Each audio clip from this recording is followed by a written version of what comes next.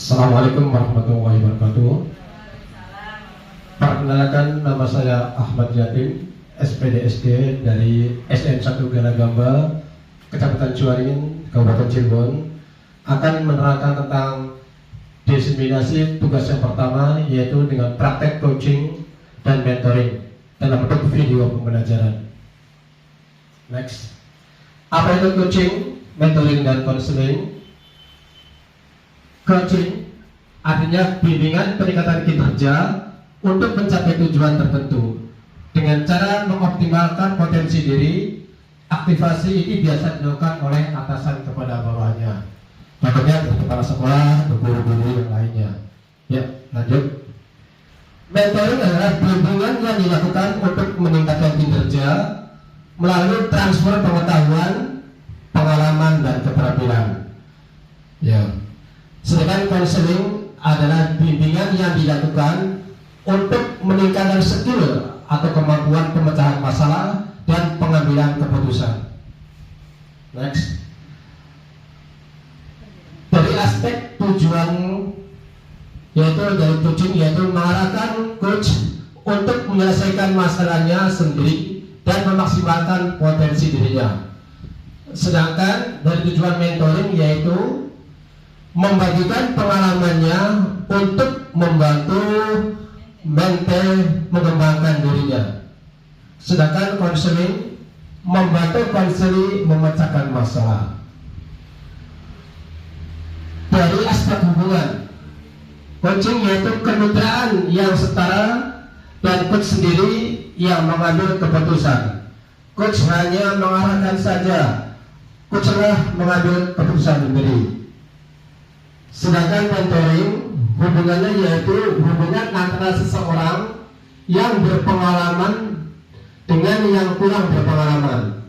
Mentor langsung memberikan tips bagaimana menyelesaikan masalah atau mencapai sesuatu. Sedangkan konseling hubungannya yaitu hubungan antara seseorang ahli dengan seseorang yang membutuhkan bantuan. Konselor bisa saja langsung memberi solusi.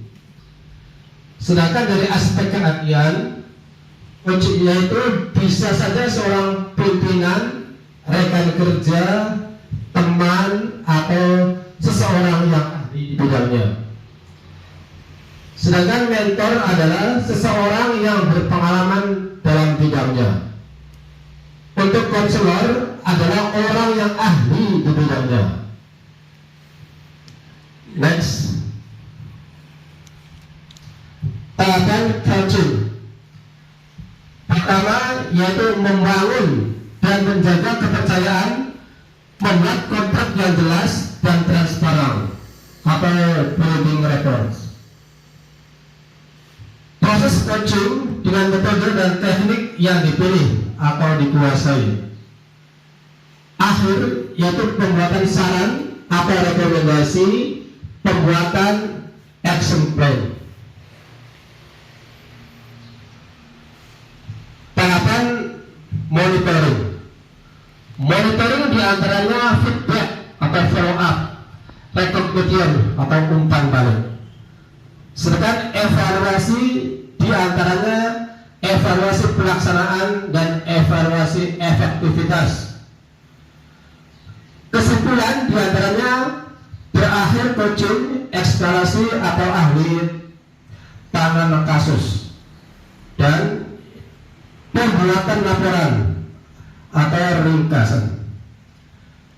Mentoring merupakan suatu aktivitas yang dilakukan untuk melatih karyawan terbaik, tidak hanya dalam pekerjaan, namun juga dalam pengembangan karir. Di sini aktivitas mentoring dapat berupa membagikan pengetahuan, keterampilan, kompetisi maupun pengalaman dari seseorang yang lebih ahli, sehingga mentoring dapat dilakukan secara yang pertama secara informal, yaitu situasi kerja sehari-hari yang dapat diberikan oleh setiap orang yang lebih ahli dalam bidang tertentu atau di tempat kerja. Yang kedua, secara formal atau resmi, mengacu pada program manajemen talenta di internal kedinasan atau organisasi. Sekarang mentor. Mentor dapat berasal dari kawan sejawat, teman atau orang yang Anda kagumi. Kalau kita menginginkan pengembangan diri, sedangkan kita memiliki keterbatasan, fasilitas mentoring ada dua hal sederhana yang bisa dilakukan. Yang pertama, luangkan waktu untuk bertemu dan berdialog dengan orang yang Anda kagumi. Jangan malu, sampaikan bahwa Anda mengagumi dalam hal apapun. Bisa spesifik. Kebanyakan orang akan lebih senang hati membagi pengalaman dan karir bagi orang yang benar-benar tertarik. Yang kedua, amati, observasi dan dengar. Watch, observe, listen. Jika sudah bertemu langsung dengan apa yang dia ceritakan sebagai pengalaman yang dapat Anda jadikan sebagai rujukan atau belajar. Pola dialog dalam training atau cerita, mentoring dan coaching, perhatikan perbedaannya. Yang pertama, training, mentoring dan coaching. Training berikut adalah tujuan dan spesifikasi mentasi untuk proyek ini. Sedangkan mentoring menurut pengalaman saya, dari pengalaman saya ini, atau coaching adalah sekarang Anda tahu tujuan dari proyek tersebut, bagaimana Anda melihat diri Anda untuk menerapkannya. Dari training yaitu ini adalah hal yang ingin Anda lakukan secara khusus atau spesifik. Di mentoring suatu hal yang perlu Anda pertimbangkan apa selanjutnya. Sedangkan dari coaching adalah Anda telah melakukan ini sebelumnya dan bagaimana Anda melakukannya. Dari training tidak dapat ditawar, sedangkan dari mentoring hal yang harus diperhatikan adalah silakan mengenai tentang apa yang tadi kita perhatikan. Untuk coaching adalah seperti apakah kesuksesan itu bagi diri Anda. Dan pola dialog dalam training yaitu ini adalah konsepsi dari kegagalan. Apakah program ini berhasil atau sebaliknya.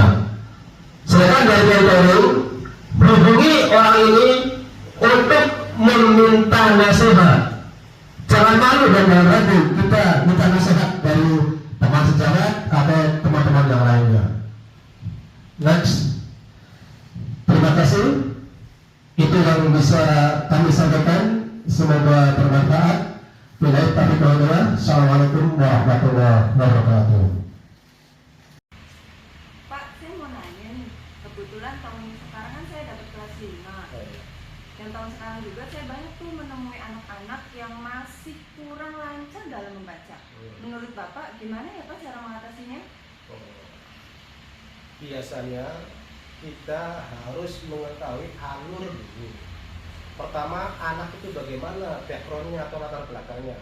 Kebanyakan anak tuh broken home atau jalan di rumah, kurang perhatian dari orang tua, sehingga di rumah pun belajar tuh tidak terpantau. Sedangkan di sekolah waktunya sangat terbatas. Contoh dari jam 7 sampai jam 12 itu sangat mepet. Oleh karena itu kita sebagai pembimbing, pertama latar belakang. Apa latar belakangnya? Yang kedua, kita sebagai pembimbing harus menyiapkan waktu luang. Contoh di waktu istirahat atau di waktu anak sedang yang lain mengerjakan tugas, anak tersebut diundang dengan pendekatan personal, dipanggillah, dipelajari baca. Itu kemungkinan insya Allah dengan cara begitu kita dengan berusaha Allah menentukan, kita yakin bisa. Oh, berarti kita harus punya waktu ya Pak ya, bisa menentukan waktu buat anaknya, mencari waktu untuk anaknya, membimbing agar si anak tersebut bisa baca ya Pak. Iya, bagus.